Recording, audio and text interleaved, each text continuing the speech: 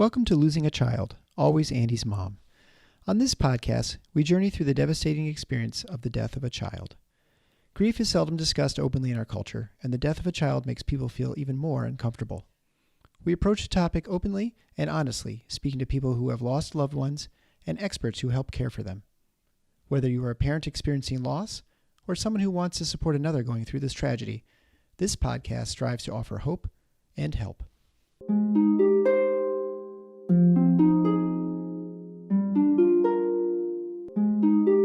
Thank you so much, Ivan, for agreeing to come on the Always Andy's Mom podcast. I really look forward to talking. Oh, I'm delighted to be here and delighted to, I'm sorry we have what we have in common, but Yes. I'm glad we're together. That's a good way of putting it. It is a club that certainly no one wants to be in, but once you're in it, you do appreciate everyone else who is in it with you. Yes. Yeah, they're nice people. Yeah. Right. So why don't you go ahead and just start talking a little bit and telling us about your son, Max? Sure. Max was our middle child between two daughters. He had two sisters. He was, in his phrase was comically tall. And it wasn't so much that he was 6'5", but that he didn't weigh 140 pounds. I mean, he just was a big head and a big pair of shoulders, and then it was just like a stick figure below that. From the beginning, he was different, and we always use the word quirky. And at a very young age, we thought he was precocious because he had this ability to recite an entire Dr. Seuss book from memory when he was like 18 months old. Wow. And we have a neighbor who's a child psychologist who said, you need to get that checked out. And it turns out that is a pathological trait, that something's going on. And he was wired differently. He was somewhere on the spectrum, and I'm not being coy in saying that was the best. It was about the best diagnosis we ever got. He did not have autism. He did not have Asperger's. He was just wired differently. So what did that mean? He falls in that not otherwise specified category. That's what we tend to call it in medicine. What a delightful category that is. Yes, it's like a learning disorder not otherwise specified, or yes, that's something like that. I remember that language. Yes, that's my language. I get that language. Yes. What does that mean? I mean, he didn't read social cues very well, as a lot of those kids don't, and consequently dealing with his peers was always a struggle. Mm-hmm. And he was a loner, and part of that was because he couldn't communicate very well, and part of it he was shy and withdrawn, and you never know what's the chicken and what's the egg there, and how much is nature and how much is what happened to him afterwards. But beyond that, he was really funny. He had a really quick, dry wit. And, I say, and I have said this, I said it his whole life, the fact that I'm a sports writer, and the fact that he had no interest in sports was proof that God had a sense of humor. Yeah. So I actually thought that I should have introduced you and said like Roll Tide or something. I think that should have, because I know you're an Alabama guy. Well, I grew up in Alabama, and I've covered college football virtually my whole career. So the last 15 years means I have covered a lot of Alabama. Yeah. But Max didn't care about Alabama. He knew it was important to his extended family. Right. And he went to his livelihood, put the food on the table. Mm-hmm. Yeah, well, that too. But he went to a few Alabama games, but it was more to hang out with his cousins than it was because he had any interest in the game. So I had to figure out how to communicate with him somehow else other than sports, and I did it through humor. I got him into the Marx Brothers and Looney Tunes at a very young age, and movies and Broadway. We live an hour from Manhattan. So, we would take the kids to a show at least once a year.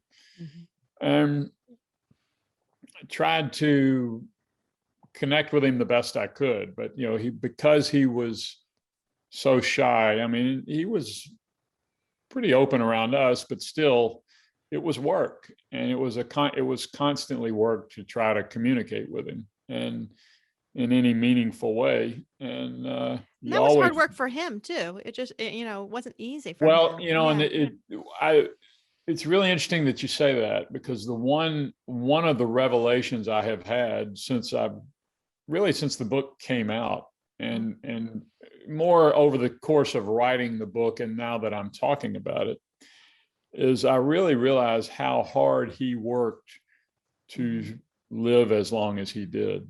It was just, he tried so hard. And that was, I just didn't really put that together. I used to say to him, every time you've needed to do something, when when it really came down to it, you've done it. And, you can do this, whatever it was. But it was just such hard work for him. And, that was just, he dealt with depression most of his life. Certainly, he was treated for it for years. And I don't remember when he began taking antidepressants. I know he began seeing a counselor, I think in middle school. Well, really, if you go back to it, he was in play groups because, at a very young age, to try to deal with learning how to manage his emotions and just exist in a better way. So it was a battle. It was a constant battle, and and he fought bravely. But it finally just overwhelmed him. Yeah. Do you want to go into that a little bit now as to what kind of happened with Max? Sure. So he was a junior at RIT in Rochester, New York, and he chose RIT because my wife Meg has a brother who has a summer home on Lake Ontario, and we went there every summer. So he was comfortable there, and he had a lot of friends from his online video group that he used to play. I think it was Minecraft with, and so a couple of those people in that group were at RIT. So he chose to go to RIT, and as I said, he was on antidepressants. We learned after his death that he was using the mental health services on campus. He was overwhelmed a little bit by his studies, just really anxious that he wasn't going to succeed. As a photography major, RIT is renowned for its photography curriculum. He wasn't going to be able to get a job. He wasn't going to be able to get an internship the summer before his senior year, the upcoming summer. And these thoughts were bedeviling him. He was home over winter break that year. This was winter of 2014-15, and a little more subdued, a little more quiet than normal. And we read that as him sort of asserting his independence. One thing about Max was emotionally, he was younger than his age. He got to things later than most kids did. And he's 21 years old and a little more standoffish. And we just thought, well, okay, he's finally getting to that point that most kids get to in high school where they push you away. And that's not what it was. He was, we think in retrospect, that's when he was beginning to spiral away from us. So he had been at school about a month, and he had, been to the mental health center on campus. He had told them, he was having thoughts about suicide, but they didn't sense any ideation. They didn't think. He was talking about the future. And that's a big sign. If you're talking about the future, that means you see a future. So they were talking to him, but they didn't see anything they felt that they needed to act upon. Mm-hmm. So again, in retrospect, he was either hiding from them, or it was just the nature of this illness is it just came over him all at once. And there are a lot of questions we'll never be able to answer. So, and I do have to say, being a pediatrician and then talking to lots of people now, and when you deal with kids with suicide, it's not the same as an adult. And I say kids because really until about the age of 26, your brain is not fully mature. right. And so when you think about college age kids, what do? They do risky kind of spontaneous things. They make spontaneous decisions and do things without really thinking about it. And Yes. that can end up happening to kids when they get overwhelmed by these suicidal thoughts. They can just act and not really think about it. So I do feel like in some ways it's a little harder to totally predict who might be really at risk for suicide. As it's different than an adult. I think an adult would typically stop always talking about the future, but kids are different with their brains. It can really change very, very quickly. So I would guess he had a little bit of element of that too, right? Your mindset There's no changes. question. I mean, we found he joined an online dating service in the last 48 or 72 hours of his life. Right. So he was whipsawing back and forth. Mm-hmm. And,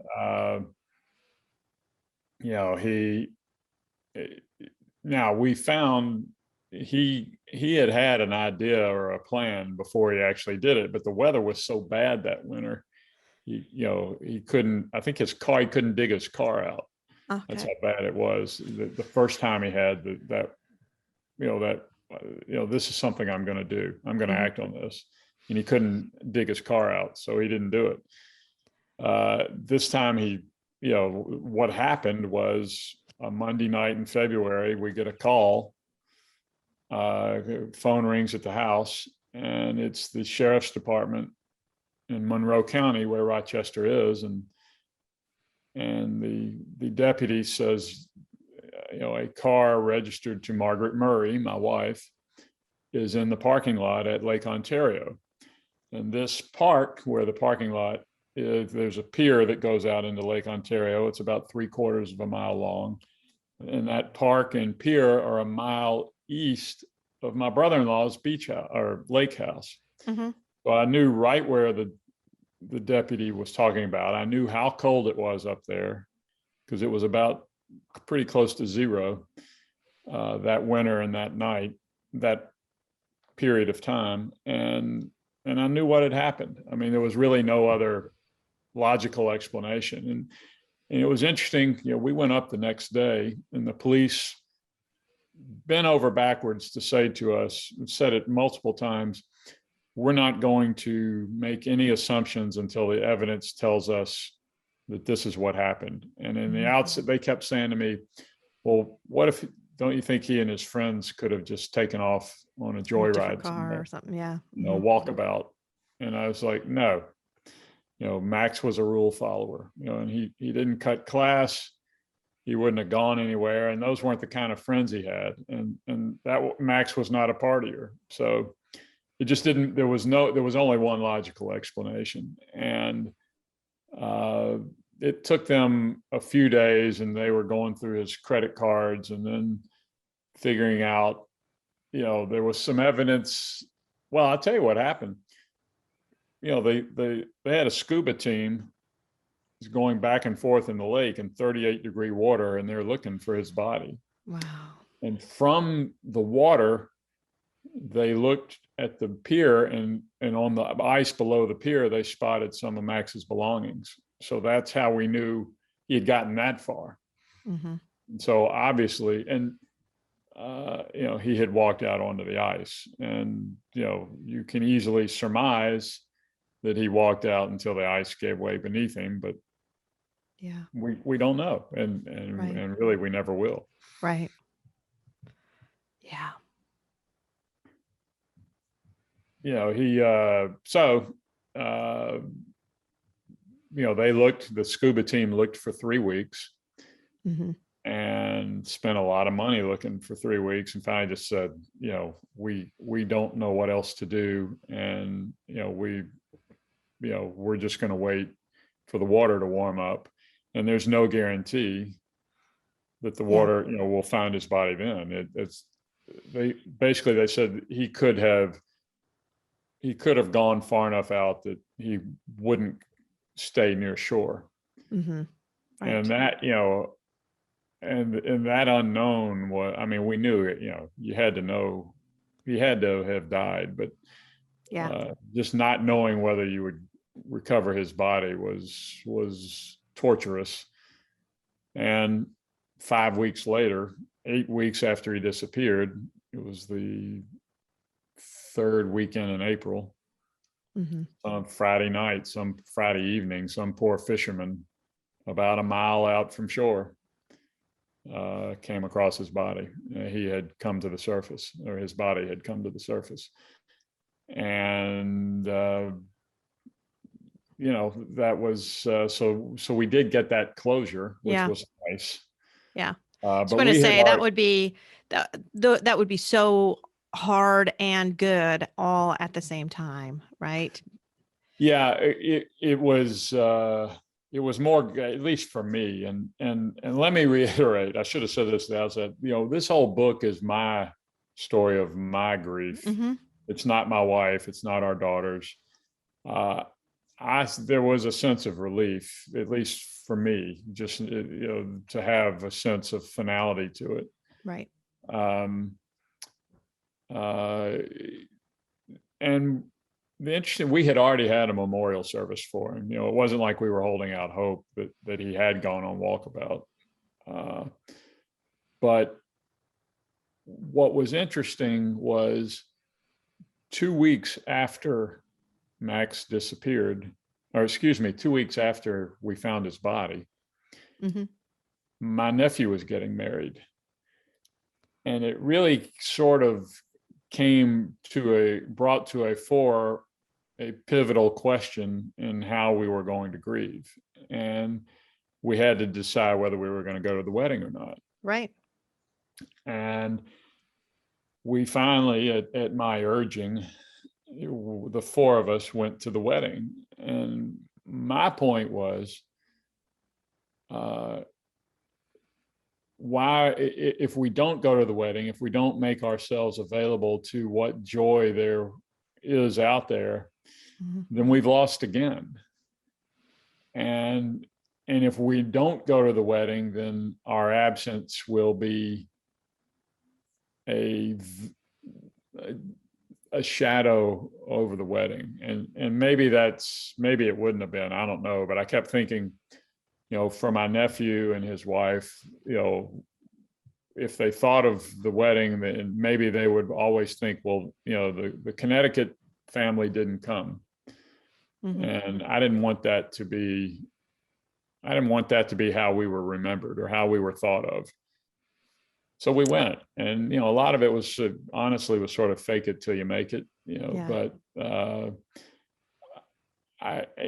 the more I have thought about that, the more I think I just sort of knew intuitively that just because this really bad thing had happened to us, that there was no connection to what was coming, and that really good things were going to continue to happen to us. We had that example right there, right then. And if we didn't take, if we didn't open ourselves up to that, then we lose again. And I just thought, why would we do that? Yeah, it reminds me, your train of thought there reminds me of me in that so Andy died on a Wednesday. We didn't go to church that next Sunday, but after that, I always had this fear almost of, I need to keep going to church because if I stop, I don't know that I'll ever go back. So sometimes I need to keep doing these things, even though I don't feel like it. And I didn't feel like showing up to church ever. I mean, they were very supportive, wonderful people. Our church was amazing for us, but did I want to be there? Nope, I didn't, but I showed up every week. And there were times when I would duck away and I would hide and I might go cry even in the middle, but I still showed up because I felt like I needed to do that.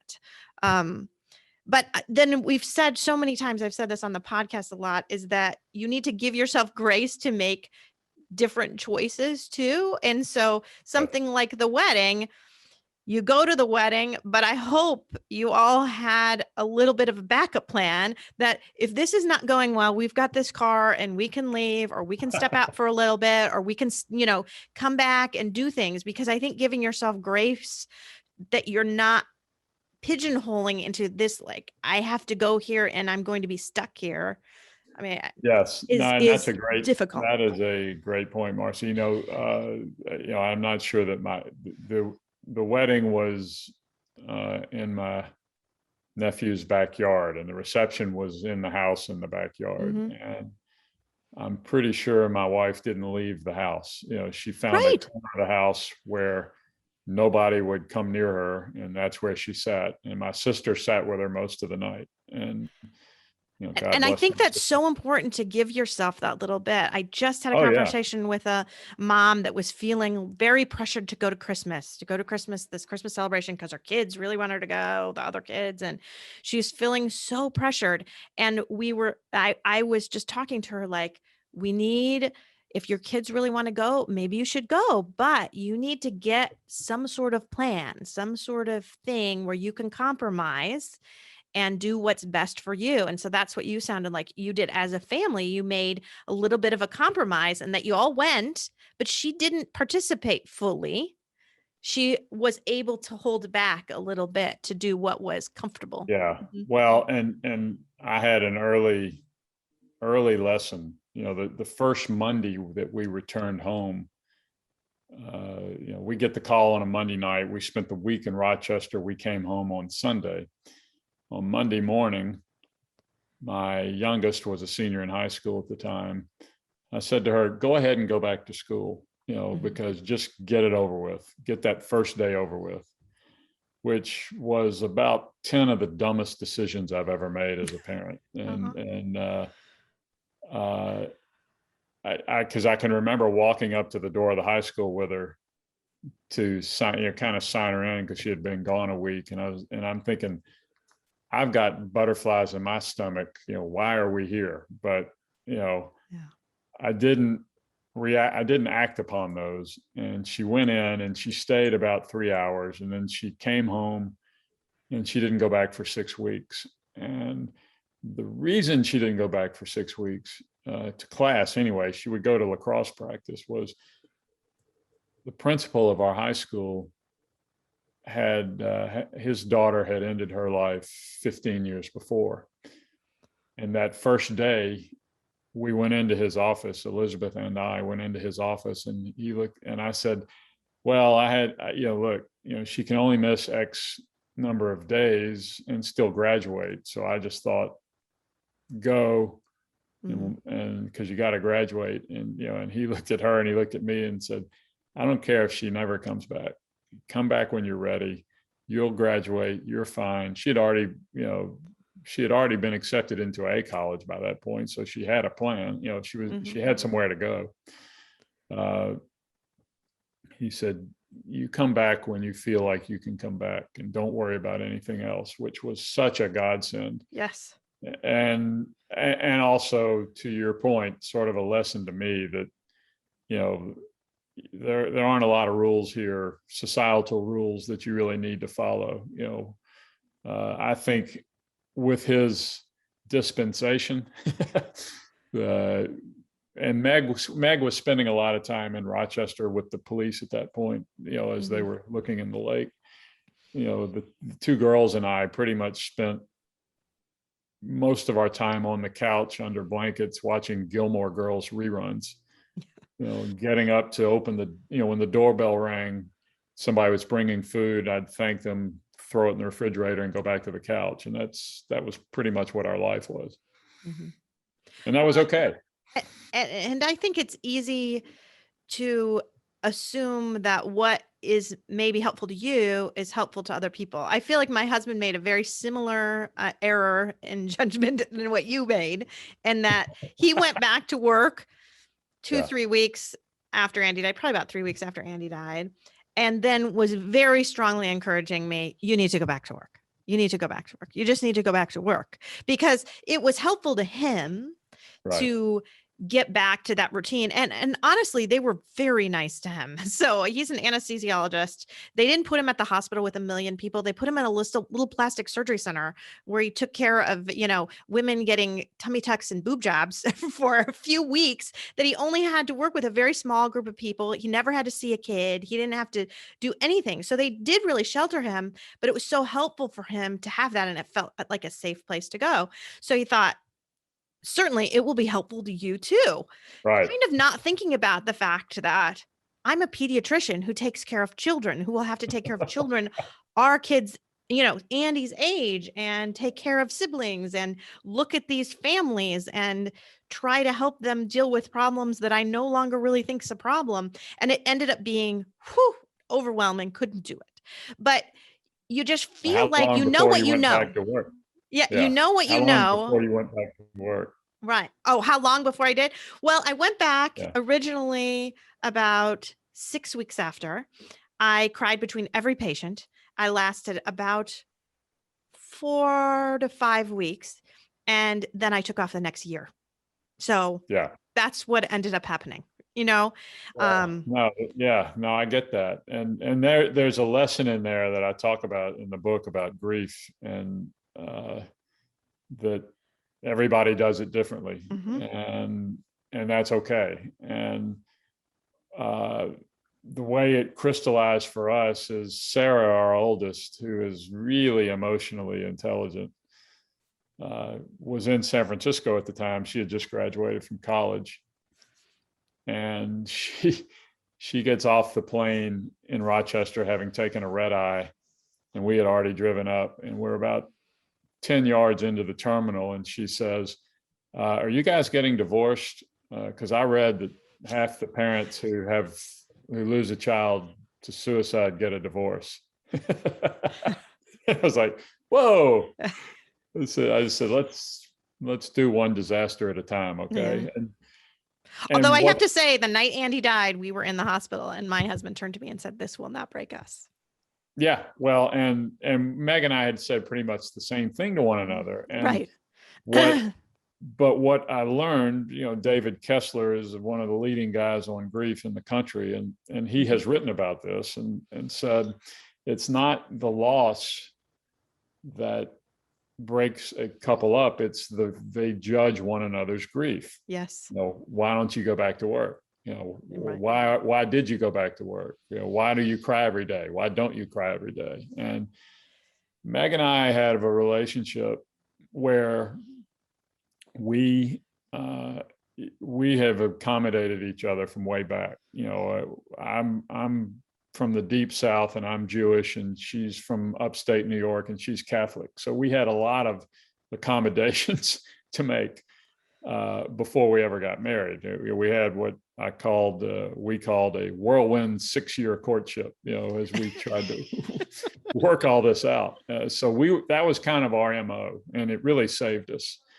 Meg needed a roadmap of how Max had gotten to this point of no return. Yep. And I didn't. And that's a very common thing for mothers in general. When I've spoken with my grief counselor about that, is she says moms need to know. They need to know. And for me, we were in a car accident, and Andy was killed right behind me. But yet I have lost a half an hour of that time, and it tortures me that I don't remember the moment he died, and I don't remember the moment. And it's something that moms just feel like they need to know. You need to know every single moment and every single thing that happened. And it's something that in general, I mean, these are all generalizations, and different people are different, obviously, but in general, it's not as important for other family members as it tends to be for moms, for some That's really kind of crazy reason. Makes total sense, especially for moms and sons, because every kids are going to be closer to one parent than the other. That's just the way it works. And Max, she could read Max better than I could, and Yep. from day one. And she needed to know, and I couldn't open myself up to that amount of pain, but she needed to know. So I just said, do what you need to do, put your hand on that stove every day, if that's what you need to do. And it's so great that you could be understanding of that, because that you're right in that isn't always the case. And that I've talked to a lot of families and people that like, why do you keep doing that? Why do you keep doing that? And really pulling back and having a lot of kind of tension between couples for that. Look, she went to a suicide survivor group faithfully for a couple of years at least. I went with her once, and I just thought, I'm getting nothing from this. She read books like the one I wrote, of people, writing about whoever they lost, and I got nothing from that. I benefited from I would open my laptop and just vent, and that's how I excavated my grief. And I will say this: I had the great benefit.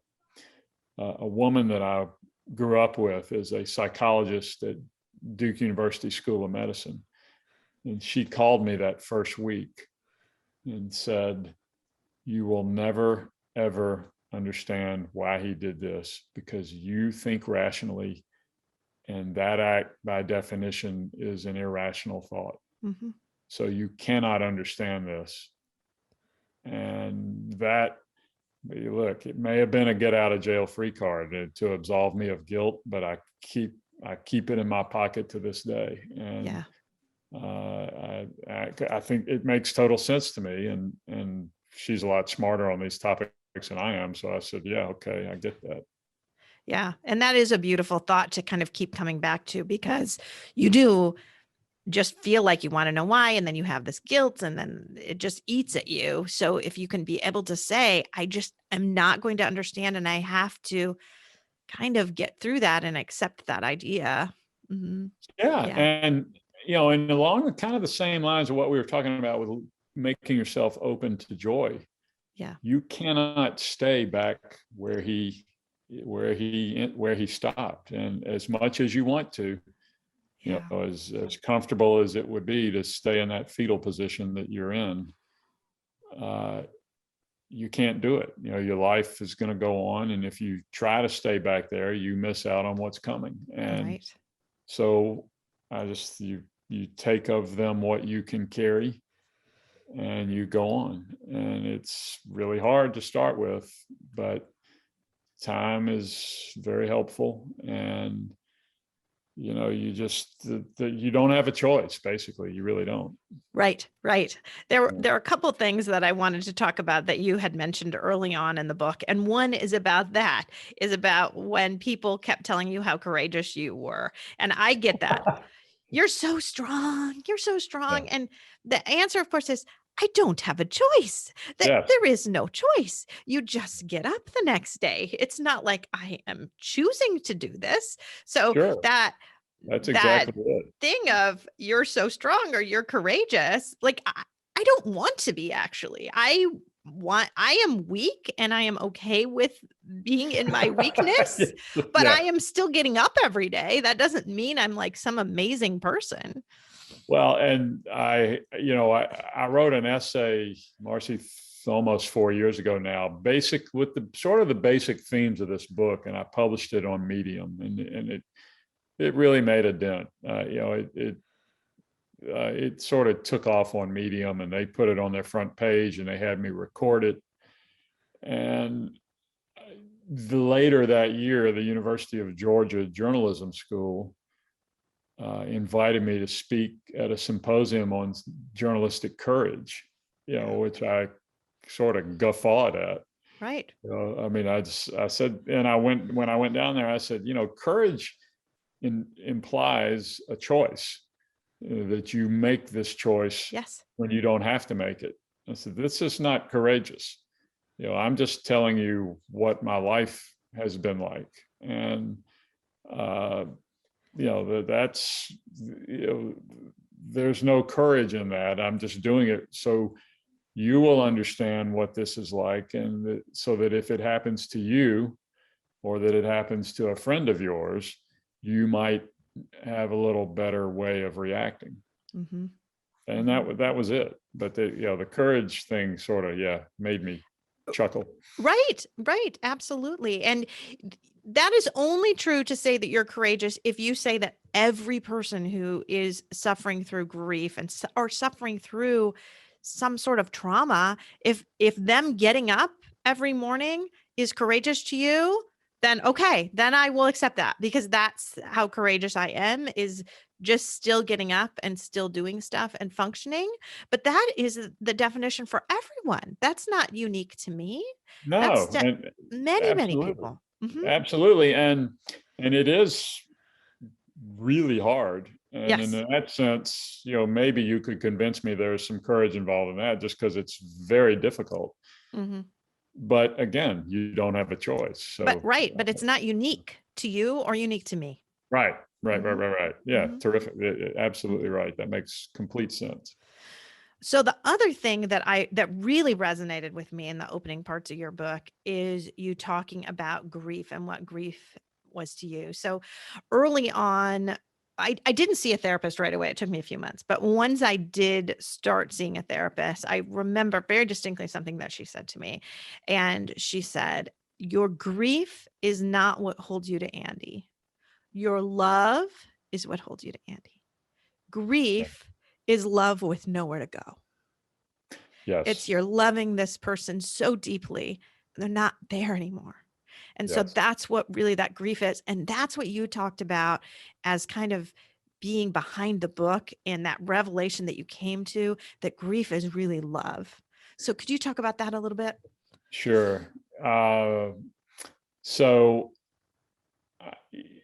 the first revelation I had that helped me with grief was understanding that it was not going to be something that I was going to get through. Meg said, my wife said, we don't do prepositions. It's not something you get over, not something you get through. And so understanding that was the first step. It was just something I had to get used to. Mm-hmm. And understanding that it wasn't anything I was going to beat.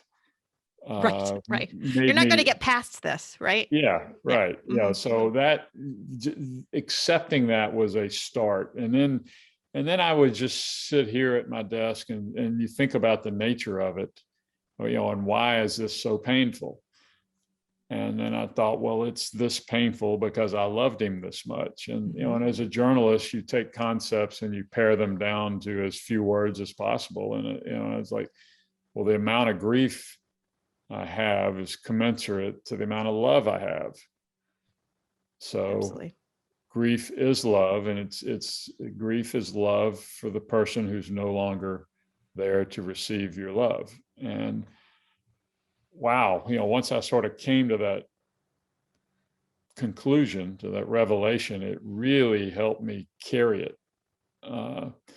Just the sense that this is why this hurts so much. And there were a couple other little things that happened that helped me. I read a poem by Edward Hirsch, who wrote a book-length poem in memory of his son who had died. His son was in his 20s. And he compared grief to carrying a bag of cement up a hill that never ends. Yeah. And that sort of was something else that made me understand, okay, you just have to get used to this weight. That's true. And the other was just the notion of just that I had to, the sort of the everyday nature of it, just that,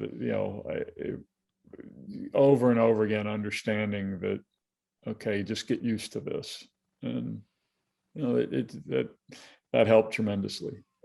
Yeah, and I think that is something that people who aren't grieving don't quite understand. I still think Yeah.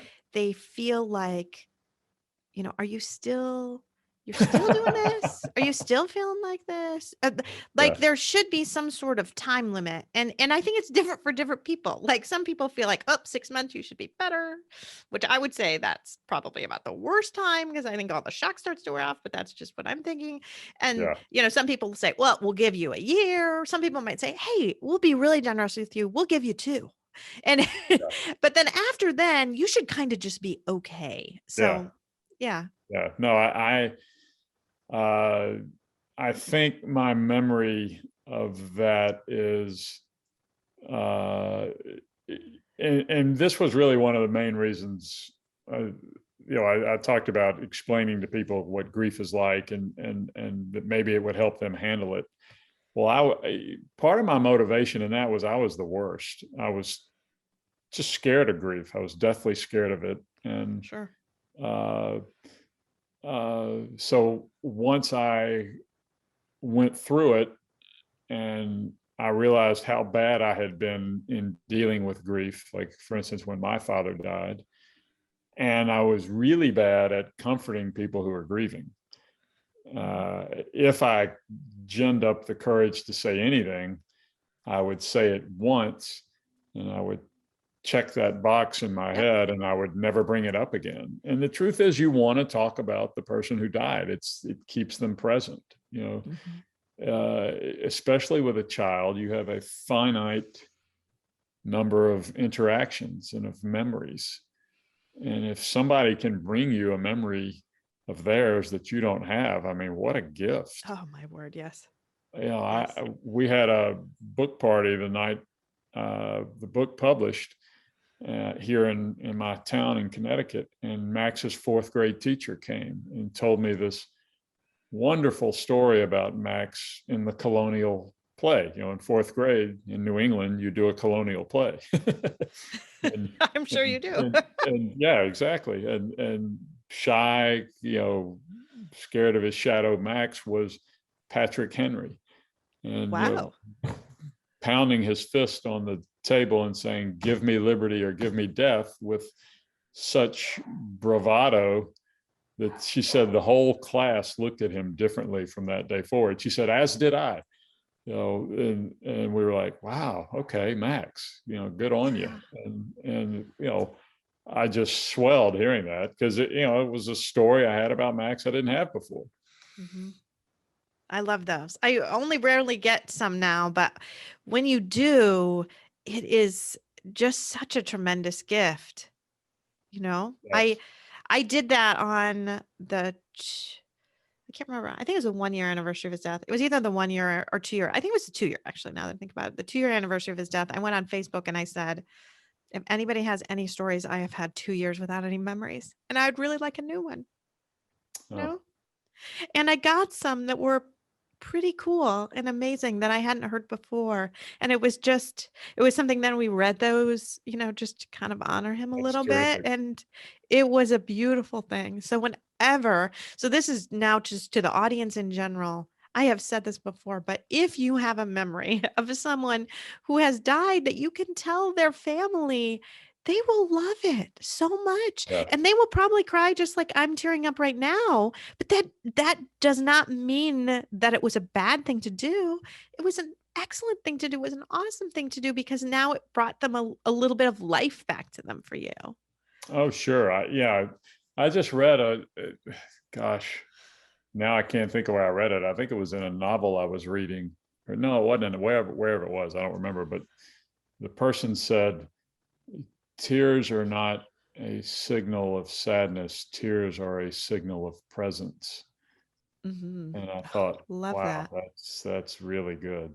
Yeah. That is And profound. that's very helpful to me, who has trouble crying. And that really resonated with me. Mm-hmm.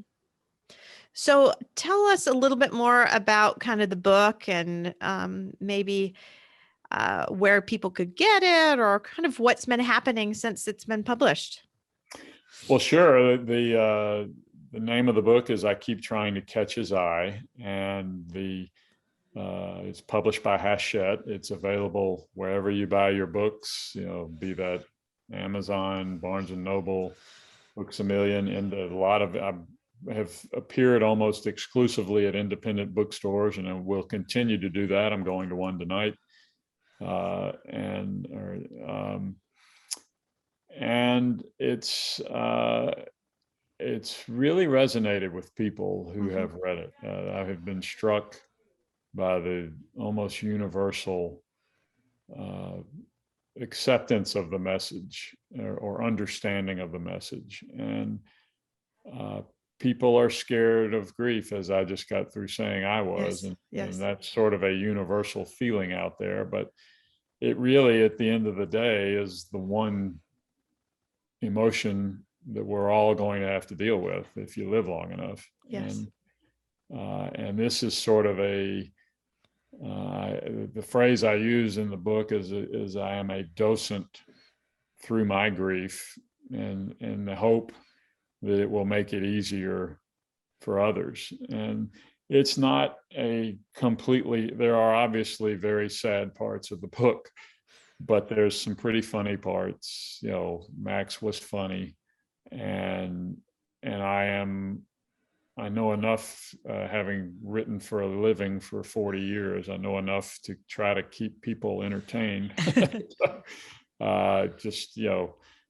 There's a smile every few pages, and it's been very interesting to see the response. I've been been delighted by it.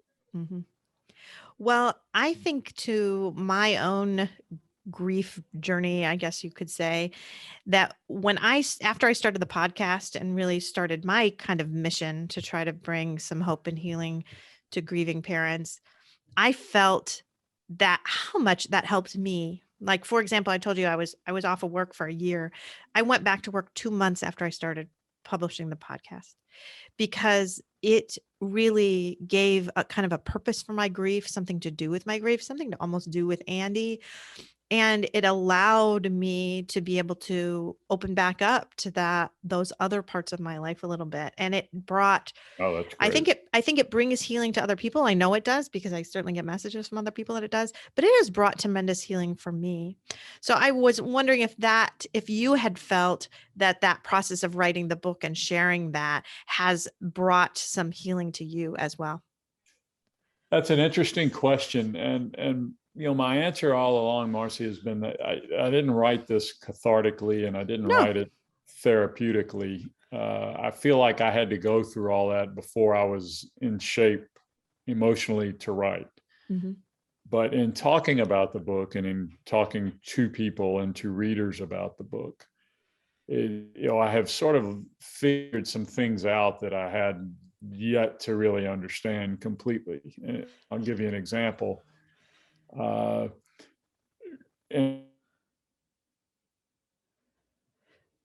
Ooh, you have just cut out. Hopefully you come back in a second. Oh dear.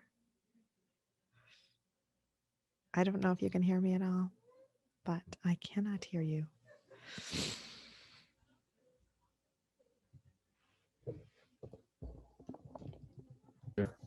Oh. 1, 2, 3, 1, 2, 3. Okay, you're back. All right, okay. Great. All right. So you said, for example, and then you cut out. So we'll go back to that. All right.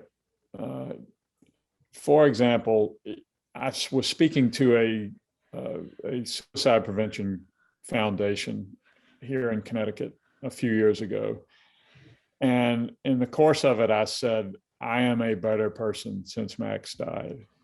And when I said that, my stomach flipped, and it was really, I really had trouble with the idea of thinking I had grown from this. Yeah. I had somehow benefited from Max. Because you don't want anything good to come from it in some ways. Yeah. And as much as I would like to be the emotional troglodyte I was before he died, if it meant he would still be here, that's just not how the equation works. So Sure, there's no sure. equation. And the fact is that I have grown from this. I'm a more empathetic person. I don't sweat nearly as much small stuff as I used to. I am a better writer for both of those reasons. I don't get as anxious at deadline as I used to. I take more time to understand whoever I'm writing about, and I'm just better at it than I used to be. And I've sort of, in the course of talking about the book, I've made my peace with that whole idea and understanding. Somebody said it's a gift from Max, and that's a little too treacly for me. But I would agree. But I understand that it's just, life is how you respond to what happens to you, and this is how I have responded, and I should appreciate that and not be shy about saying it. You're right, though. It is a hard thing to kind of wrap your head around a little bit, but I've certainly experienced that post-traumatic growth. I'm a better pediatrician than I was before. I'm definitely a more compassionate person than I used to be. And I used to be a pretty compassionate person because I'm a pediatrician, for goodness sake. We're all nice people. But it does give you post-traumatic growth. And I've not spoken to anyone, any bereaved person, that didn't feel like they had growth afterwards. And when I talk with, there's an expert that I have on very frequently, Gwen, and she says 95% of people feel that way. And the little 5% that don't are the ones that are just so stuck that they just never let themselves get out of that just deep, deep sorrow. But the vast majority of people do experience that. And even though you might instinctively recoil from that a little bit, it is something that eventually I hope everyone can embrace, because you do want there to be, if possible, a little bit of goodness that can come from something so horrific. Well, sure. And it's sort of a corollary of, I can't stay back where he was. So you have to go on, and it sucks, and it's awful, and it's the last thing you want to do. But again, as with so much of what we've said here, you don't have a choice. Yeah. One more question that I had for you is that I know that my husband certainly, nobody really would go to him and speak very personal stuff in general before Andy died, but afterwards, people are much more open to speak with him about things that are tough and ask him some hard questions and just be a little more open emotionally. Have you experienced that too? Oh, well, sure, especially over the course of the last few weeks. I was going to say, especially with the book, but I wondered if even before the book, if people were more open to you. Yes, they were. And it really helped me heal. And especially those early days, people that I knew, that I thought I knew, would very quietly come up to me and say, I lost my brother, or my father ended his life, or my sister was murdered. And that helped me in the sense that I thought these people were quote unquote normal. Right. And yet they had this trauma in their lives, and they had figured out a way to go on. Yes. That gives you hope. It gave me hope. And, and I would think of my father died when my dad was 10. And I thought, well, my dad had seemed okay to me, so. Right. All of that sort of thinking really kind of helped me put one foot in front of the other. Mm-hmm. Mm-hmm. Yes. Well, I am so glad that you came on the podcast today to talk to us about this. I really appreciate it. Oh, and the book, I encourage all of you to go out and get the book. I am not through the book yet because I just got it recently, but I have been just loving what I've been reading so far. So thank you again. Thank you.